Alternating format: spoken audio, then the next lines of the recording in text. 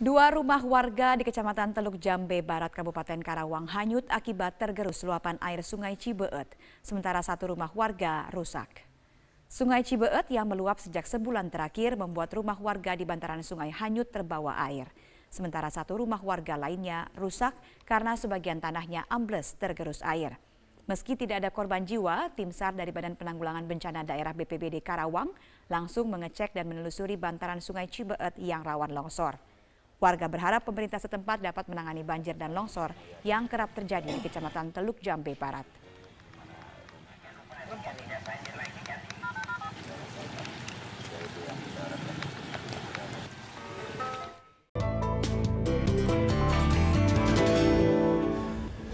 Proses seleksi calon Dewan Komisioner Otoritas Jasa Keuangan telah melalui tahap kedua. Pada tahap ini, panitia seleksi yang dipimpin oleh Menteri Keuangan Sri Mulyani meloloskan 35 nama.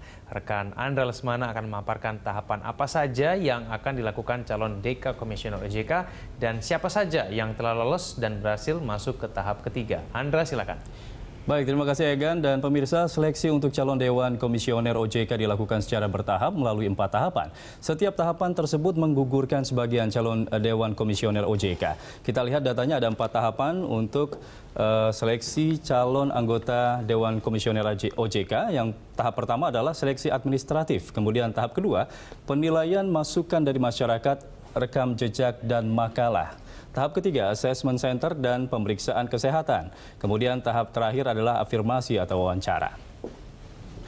Ya, di tahapan kedua, panitia seleksi calon Dewan Komisioner Otoritas Jasa Keuangan meloloskan 35 nama. Namun sejumlah nama pejabat petahana tidak lolos seleksi, termasuk Ketua Dewan Komisioner OJK saat ini, Mulyaman Hadad. Lantas siapa saja calon yang lolos pada tahapan tersebut? Kita akan lihat datanya. Ya, ini dia ada nama-nama seperti Adi Budiarso, kemudian Agusman, ada juga nama dari akademisi yaitu Freddy Firmansyah dari Rektor Universitas Paramadina, kemudian ada juga mantan pimpinan KPK Haryono Umar, kemudian ada juga Hussein, pimpinan dari Bursa Efek Indonesia. Selanjutnya ada calon incumbent yang saat ini masih menjabat sebagai komisioner OJK bidang pasar modal yaitu Nur Haida. Kemudian ada juga incumbent lainnya yang saat ini menjabat sebagai komisioner OJK yaitu Rahmat Waluyanto. Lalu ada juga dari Bank Indonesia Tirta Segara dan mantan Dirut Bank Mandiri yaitu Zulkifli Zaini. Ya, tim pansel dalam menentukan kriteria penilaian di seleksi tahap kedua menetapkan setidaknya 10 catatan dari 35 peserta calon Dewan Komisioner OJK yang lolos ke tahap berikutnya. Seluruh catatan tersebut tidak hanya berasal dari masukan masyarakat namun juga data dan informasi dari lembaga-lembaga terkait. Kita akan lihat ini datanya, 10 kriteria penilaian. Yang pertama, catatan mengenai hasil fit and proper test di sektor atau industri jasa keuangan dari BPPM dan Bank Indonesia. Selanjutnya catatan mengenai pelanggaran kode etik profesi, catatan mengenai proses penyidikan lembaga berwenang, kemudian catatan mengenai laporan masyarakat kepada KPK atas indikasi KKN dan telah diverifikasi. Selanjutnya catatan oleh KPK mengenai pemenuhan kewajiban pelaporan harta kekayaan penyelenggara negara. Lalu hasil analisis pusat pelaporan dan analisis transaksi keuangan, kemudian catatan mengenai daftar kredit macet, kemudian catatan mengenai pelanggaran di bidang jasa keuangan. Lalu catatan mengenai pelanggaran sesuai informasi Irjen Kementerian atau lembaga terkait, dan terakhir catatan mengenai keterkaitan peserta dengan putusan pengadilan yang telah berkekuatan hukum tetap. Ya, Egan, demikian informasi beberapa yang bisa saya sampaikan ke Anda. Silakan, kembali ke Anda. Baik, Andra, tadi Anda telah menyampaikan sejumlah nama yang telah lolos tahap kedua dan kemudian 10 catatan pansel dalam memilih calon DK OJK. Lalu bagaimana tahapan selanjutnya dalam proses seleksi calon DK OJK, Andra? Ya, baik Egan, setelah tahapan kedua selesai, calon Dewan Komisioner OJK masuk seleksi tahap ketiga yang akan mencakup assessment center dan pemeriksaan kesehatan. Para peserta yang lolos dari hasil seleksi tersebut akan kembali mengikuti seleksi tahap akhir dalam sesi wawancara dengan tim pansel. Ini dia, kita akan lihat proses seleksi calon anggota DK OJK. Yang pertama, tanggal 13 Maret 2017, dari 21 nama calon yang lolos akan diajukan ke Presiden. Kemudian tanggal 29 Maret 2017, Presiden akan menyaring hingga 14 calon untuk disampaikan ke DPR. Lalu di tanggal 29 Maret hingga 6 Juni, DPR selanjutnya akan melakukan fit and proper test. Dan terakhir di tanggal 21 Juli 2017 akan dilakukan penetapan 7 calon untuk dilantik oleh Presiden. Ya demikian, Egan, kembali ke Anda.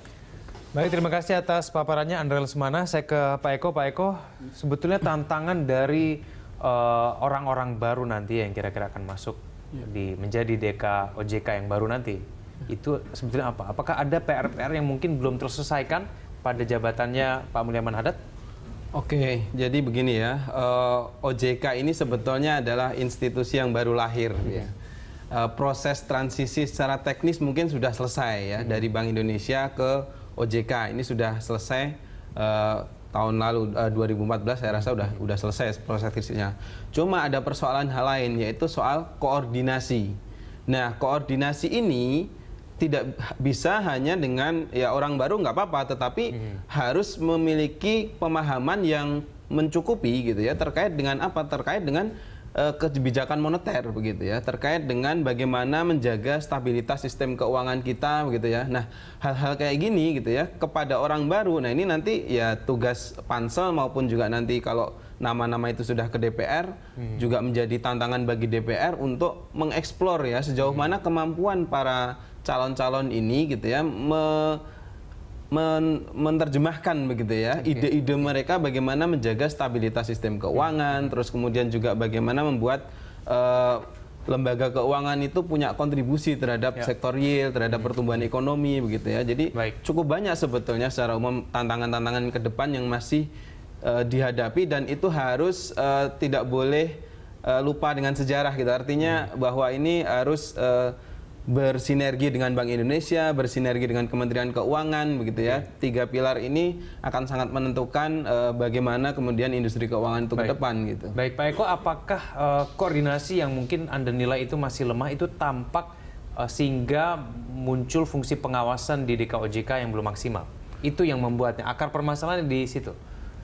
Ya, akar permasalahannya terus terang dari 30 nama ini gitu ya, kita harus benar-benar memilah dan memilih nama-nama yang benar-benar punya background atau katakanlah punya kapasitas untuk memikirkan tentang stabilitas sistem keuangan gitu. Jadi dia juga harus paham kebijakan Bank Indonesianya begitu ya, atas kebijakan Kementerian Keuangannya, sehingga nanti dalam pembuatan kebijakan oleh OJK itu bisa sinergi begitu. Yang terjadi jangan sampai kemudian kontra begitu ya.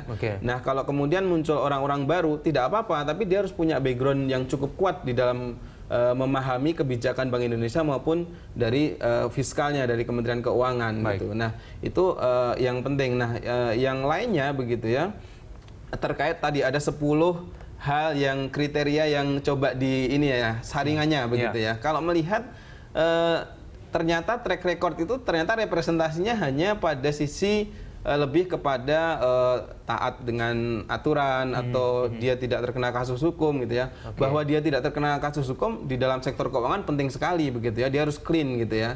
Tetapi kemudian menurut saya track record itu tidak bisa dicerminkan hanya dari bersih-bersih itu saja, tapi ada hal lain, yaitu apa? Karya begitu ya. Apa sih kebijakan-kebijakannya gitu. Kalau orang nggak pernah bikin kebijakan, ya tentu saja nggak ada kasus hukum yang diinikan gitu ya. Nggak ada katakanlah track record yang bisa direkam dari sisi itu. Tapi ada orang-orang yang sudah mencoba melakukan upaya-upaya untuk membangun bangsa ya melalui kontribusinya, tapi kemudian dinilai mungkin track recordnya dari 10 kriteria ini nggak masuk begitu. Terus gimana cara menilainya? Baik, saya ke Pak Riyadit. Kalau menurut Anda sendiri apa sebenarnya tantangan OJK ke depannya sekarang? Banyak ya. Sebenarnya kalau dari sisi internal sendiri kan juga OJK belum solid-solid banget ya. Penyatuan dari perbankan, pasar modal, asuransi, dan ada lembaga keuangan yang lainnya ini belum nyatu.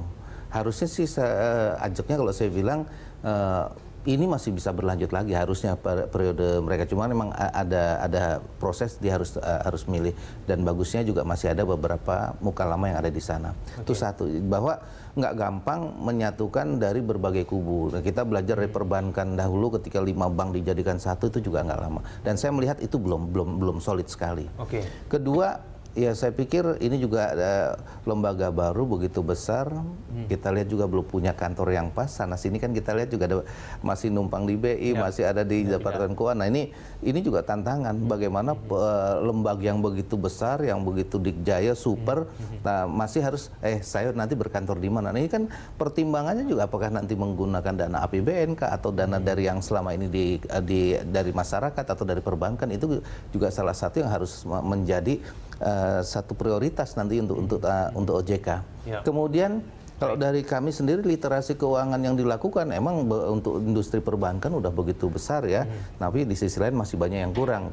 Bisa dikatakan contohnya misalnya pasar modal ya, yang kemarin Bu Tito begitu gencarnya melakukan ini, nah kemudian tiba-tiba transformasi ini tidak ada nama beliau. Nah ketika tidak ada nama beliau, nah bagaimana nanti kira-kira penggantinya? Apakah bisa segencar beliau? Karena kita lihat dia, saya bilang ya, sangat maksimal sekali. Nah ini juga tantangan untuk menggantikan orang sekali berbuat itu ini juga harus pas dan harus bagus. Tapi kalau mengenai fungsi pengawasan sendiri, Pak Haryadin, Anda menilai OJK yang mungkin saat ini masih menjabat itu sebenarnya sudah cukup baik? Pengawasan ya, ini kan kembali lagi ini lembaga besar, lembaga big power yang ini masih relatif baru dan memang yang disorot begitu besar. Jadi nggak mungkin semuanya bisa tercover. Jadi ini memang harus secara berkesinambungan dilakukan. Jadi kalau dikatakan pengawasan ini solid banget, saya rasa masih ada bolong di sana. Tapi kalau overall kinerja OJK selama ini cukup baik. Bagus. Oke, baik. Pak Harjit, kita akan lanjutkan dulu kita di segmen selanjutnya. Pemirsa Waktu Ekonomi akan segera kembali.